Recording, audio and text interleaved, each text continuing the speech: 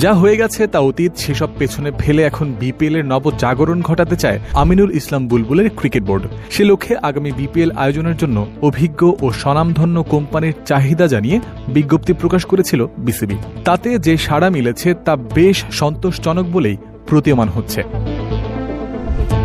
BPL এর event management প্রতিষ্ঠান হিসেবে কাজ করার জন্য বিড করেছে মোট 5টি প্রতিষ্ঠান, যার মধ্যে 4টি আন্তর্জাতিক এবং অন্যটি দেশি বিদেশি সমন্বিত। দৈনিক সমকাল প্রকাশ করেছে এই খবর। তাদের প্রতিবেদনে জানা যায়, বিসিবির পছন্দের শীর্ষে রয়েছে ইন্টারন্যাশনাল ম্যানেজমেন্ট গ্রুপ আইএমজি। 2008 সাল থেকে 2021 সাল পর্যন্ত 13 বছর ইন্ডিয়ান প্রিমিয়ার লিগ আইপিএল আয়োজন করার বিস্তর অভিজ্ঞতা রয়েছে কোম্পানিটির। আইএমজি যদি আসলেই শেষ পর্যন্ত বিসিবির সাথে যুক্ত হয়, তাহলে খুলে যাবে আরও একটা বিরাট সম্ভাবনার দুয়ার। তারা যদি দায়িত্ব পায়, তাহলে তাদের মাধ্যমেই বিপিএলে আসতে পারে বিদেশি স্পন্সর ও আন্তর্জাতিক টিভি চ্যানেল। আর আইপিএলকে ম্যানেজ করা কোম্পানির মাধ্যমে ভারতীয় স্পন্সর বা চ্যানেল যে আসতে পারে, সেই সম্ভাবনা তো উড়িয়ে দেওয়া যায় না।